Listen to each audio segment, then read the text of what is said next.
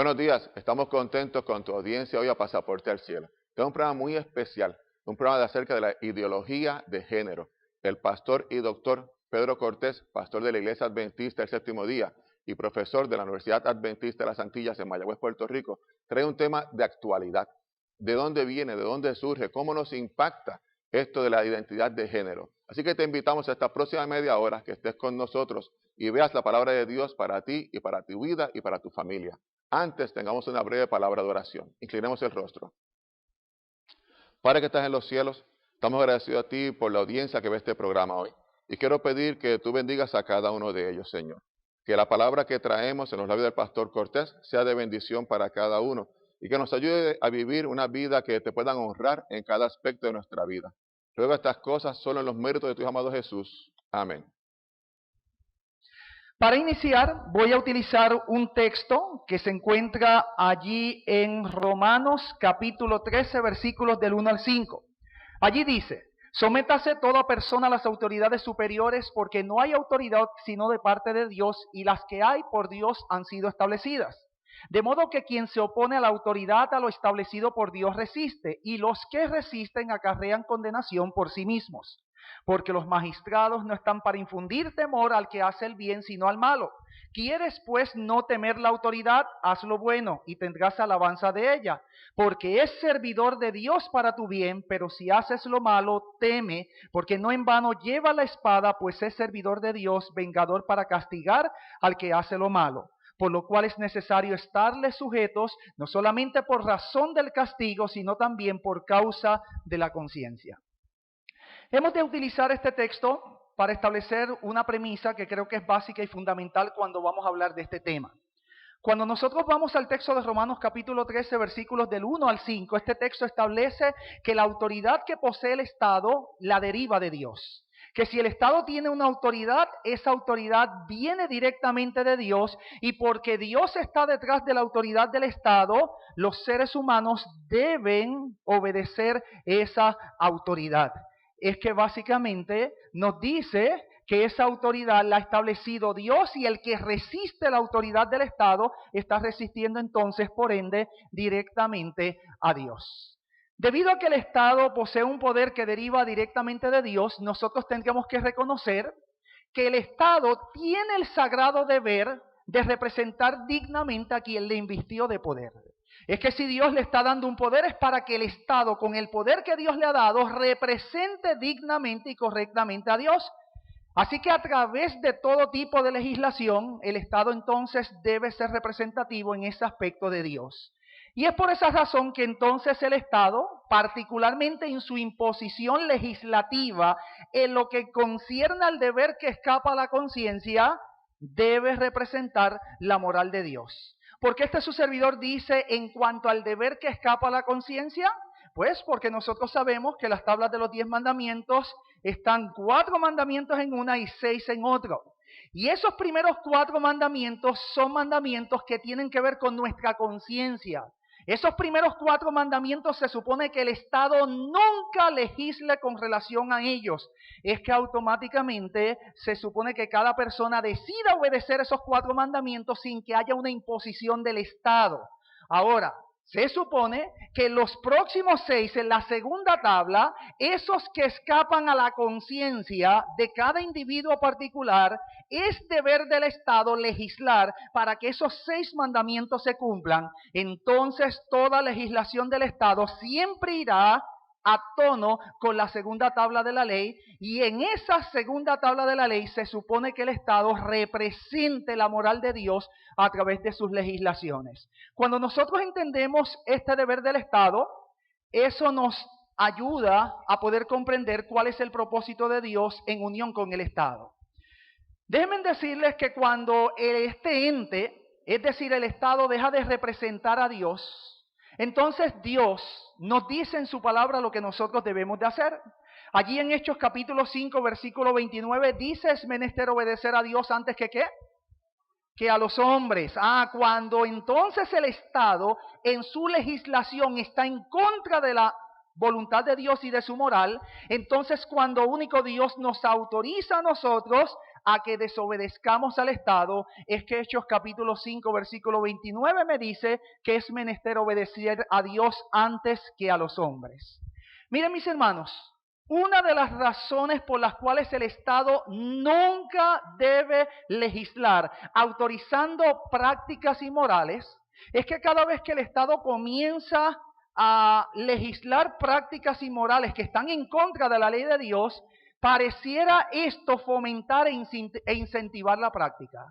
¿Sí? Es que cuando el Estado comienza a decir que algo que es inmoral, el Estado lo llega a hacer legal, y recuerde que no todo lo legal es moral.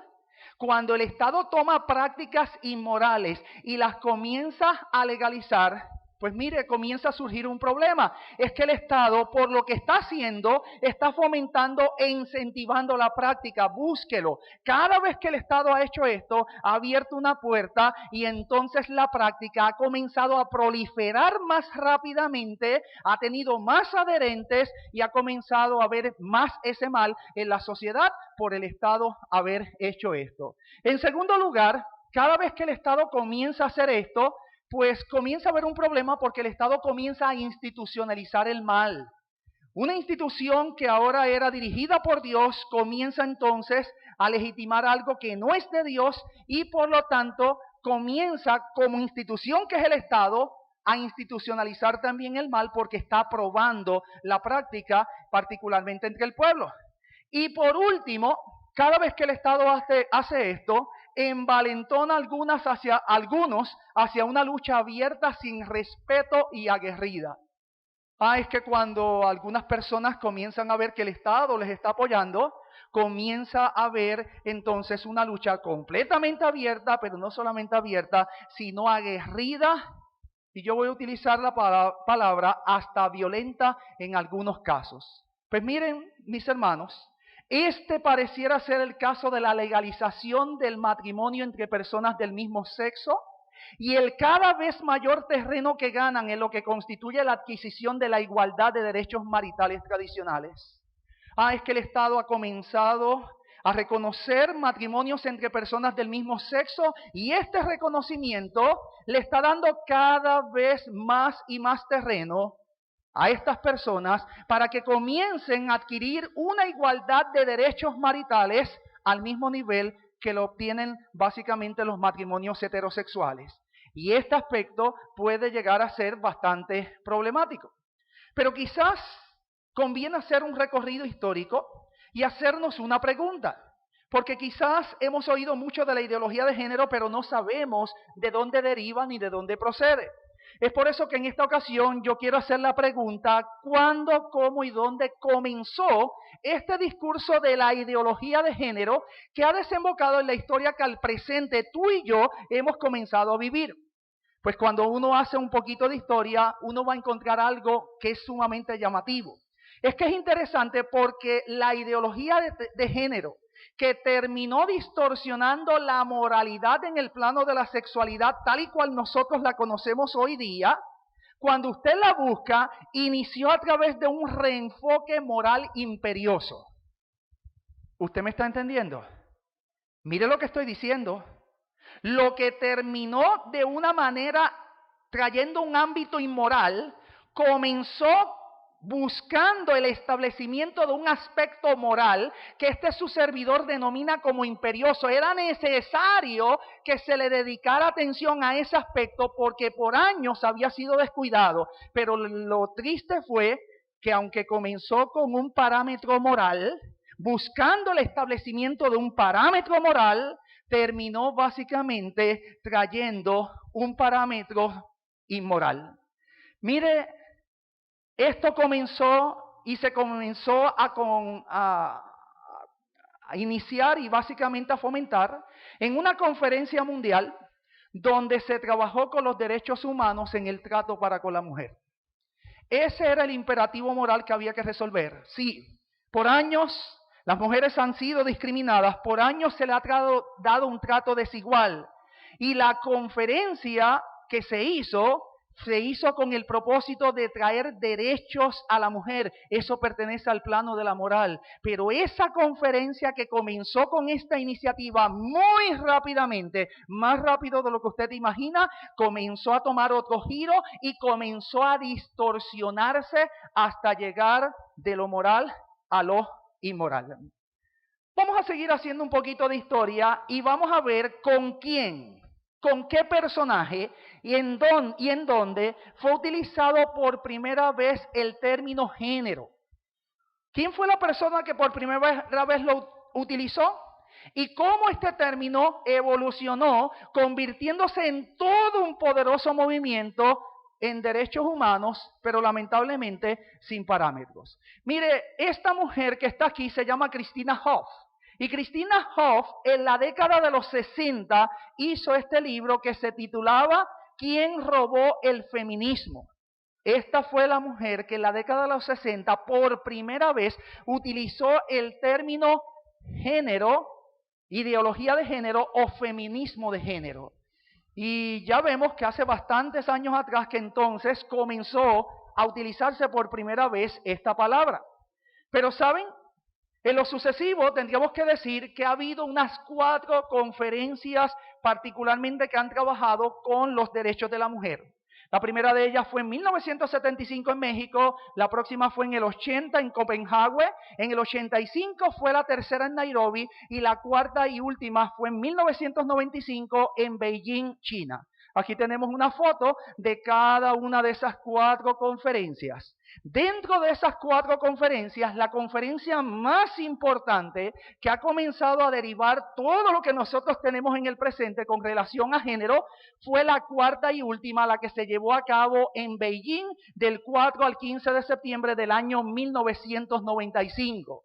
Esa fue la conferencia más significativa e importante que ha comenzado a influenciar el estado actual de lo que nosotros hoy día conocemos como género. En esa conferencia, que ya hemos dicho fue celebrada en 1995 en China, varios de los delegados que estaban allí de diversos países se encargaron de hacer una propaganda muy fuerte.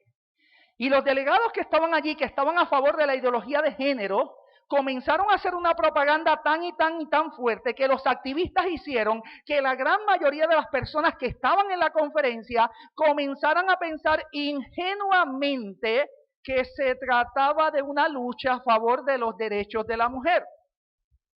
¿Y por qué decimos ingenuamente? Porque sí, porque comenzó básicamente con una lucha a favor de los derechos de la mujer, pero lo que se escondía detrás no eran necesariamente los derechos de la mujer, por eso fue que tan pronto pasó el tiempo, evolucionó y terminó de un plano moral en uno básicamente inmoral.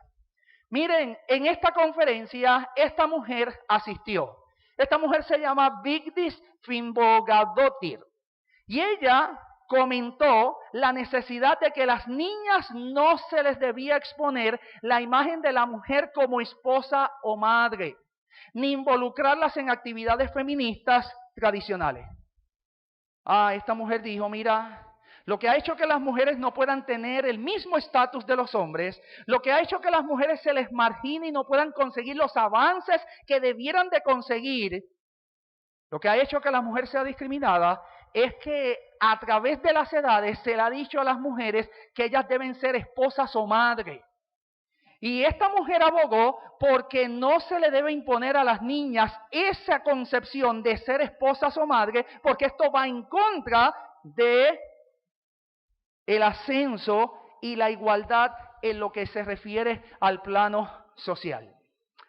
En lo sucesivo, esta mujer, Bella Abzug, que inclusive, aquí usted lo puede ver, pareciera ser un instituto y fue una mujer, parece muy aguerrida, por las palabras que utiliza y que vamos a ver a continuación, tengo que reconocer que era una activista muy fuerte. Ella dijo unas palabras sumamente interesantes. Ella dijo, el sentido del término género ha evolucionado, diferenciándose de la palabra sexo, para expresar que la realidad de la situación y los roles de la mujer y del hombre son construcciones sociales sujetas a cambios. Si hay algo que en el ámbito de la psicología se nos enseña y se habla mucho, es el ámbito de la construcción social. Hay muchos elementos que son constructos sociales o construcciones sociales. Y esta mujer lo que está diciendo es que la palabra género lleva en sí misma una construcción social que la palabra sexo no la lleva. Que la palabra sexo básicamente expresa la realidad de una situación y los roles, y que cuando yo asumo o le adjudico la palabra sexo a una mujer, probablemente le estoy quitando, la estoy encajonando en una serie de roles y le estoy quitando una serie de derechos que ella puede tener, que cuando yo le adjudico la palabra género, al ser más amplia, la persona o la mujer entonces tiene un ámbito mucho más amplio para poder decidir lo que tiene que ver con sus roles. Mira lo que dijo ella.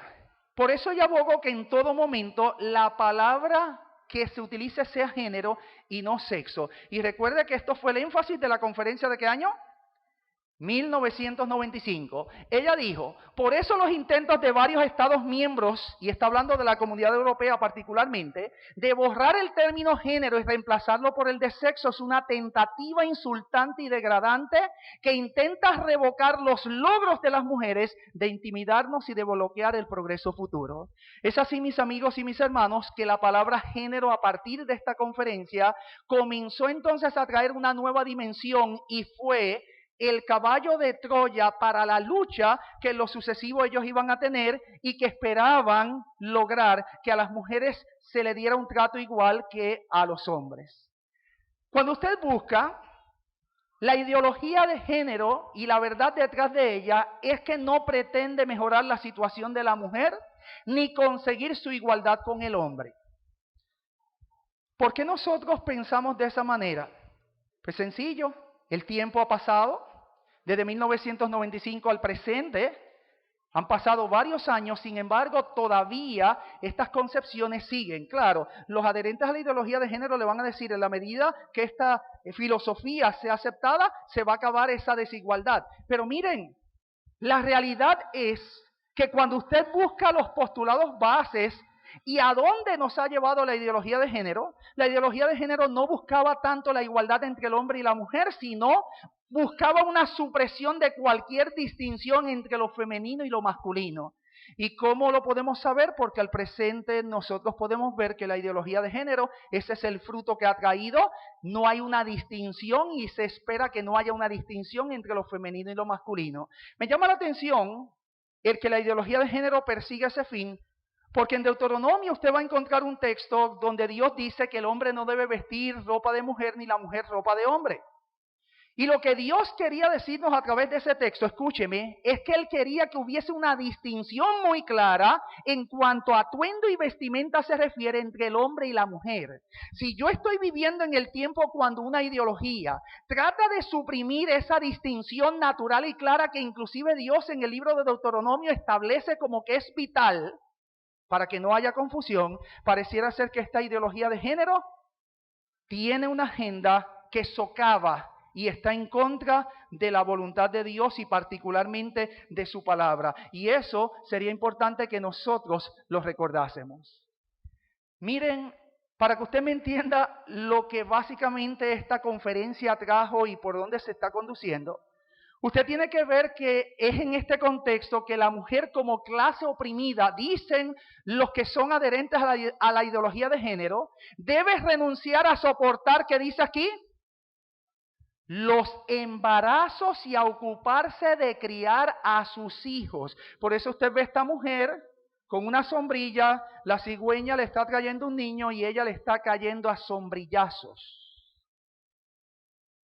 ¿Usted me está entendiendo lo que yo estoy diciendo? Escúcheme, la ideología de género es una que inclusive va en contra de lo que por naturaleza nuestros cuerpos conllevan y representan. Porque si esta ideología dice que la mujer es oprimida porque tiene que llevar un niño en el vientre por 9 meses, y es oprimida porque tiene que criar a los hijos y ocuparse de ellos, y que ella para liberarse y tener igualdad con el hombre debe liberarse de este deber, que es un deber del orden natural, estaríamos diciendo que es una ideología que va en contra del orden natural o de lo que es natural, y es una ideología en cierto modo contra natura. Nancy Chodorow, esta mujer que usted ve aquí, indica que la única forma de eliminar esa opresión es rechazar la maternidad como función ¿qué? Femenina. Pues las responsabilidades de la mujer en la familia son enemigas de su realización. El que una mujer dé a luz ahora y tenga que criar a los hijos y realizar diversos roles que están en el contexto del hogar, esos roles son enemigos de la realización de la mujer y por lo tanto ella debe de estar en contra de los mismos. Mire, la cumbre de Pekín, que se llevó a cabo en China en 1995, aceptó el concepto de género. Los activistas que estaban allí lograron convencer a todos los que estaban allí que tenían voz y voto, y a partir del 95 la ideología de género comenzó a tener una nueva dimensión. De hecho, por eso conviene que veamos cuál fue la definición de género que esta conferencia dio. Esta conferencia dijo que el género se refiere a las relaciones entre hombres y mujeres basadas en roles definidos socialmente que se asignan a uno u otro sexo. En otras palabras, la palabra género tiene algo más que ver con una construcción que con una realidad biológica. Tiene que ver más con una construcción social que con una realidad biológica. Y esa construcción social se está redirigiendo hacia lugares que nosotros nunca pensábamos que íbamos a llegar. Pero quizás más de uno pudiera preguntar, Pastor Cortés, ¿qué en realidad comenzó a suceder a partir del año 1995 con la aceptación de esta definición que se dio en la cumbre de Pekín? Pues mire, la ideología de género comenzó como nunca antes a ser presentada como una categoría de análisis que tiende a cancelar las diferencias entre hombre y mujer, consideradas como simple efecto de un condicionamiento histórico-cultural.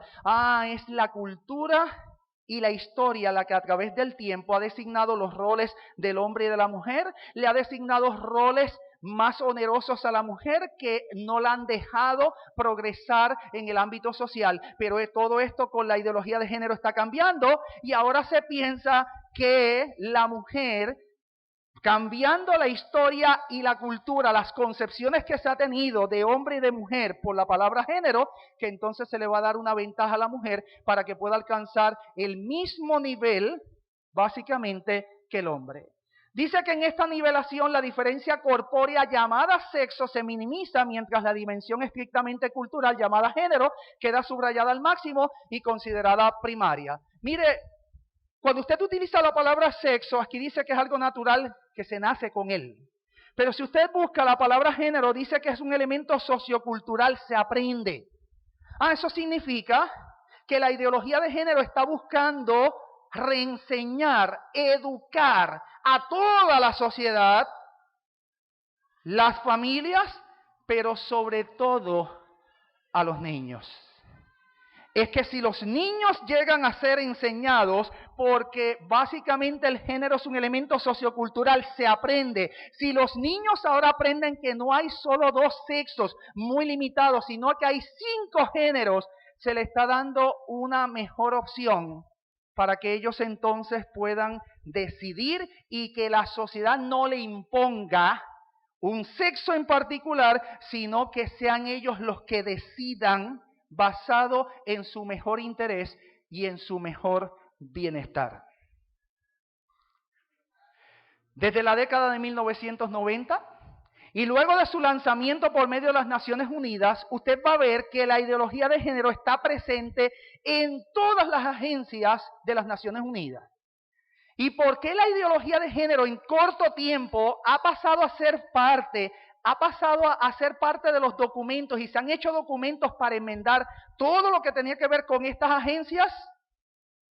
Eso tiene un propósito y es darle un carácter científico. Escúcheme, la ideología de género está en todas las agencias de las Naciones Unidas, incluido el Fondo General de la Población, la UNESCO, UNICEF y la Organización Mundial de la Salud. ¿Y por qué está en todas ellas? Vuelvo a repetir, escúcheme.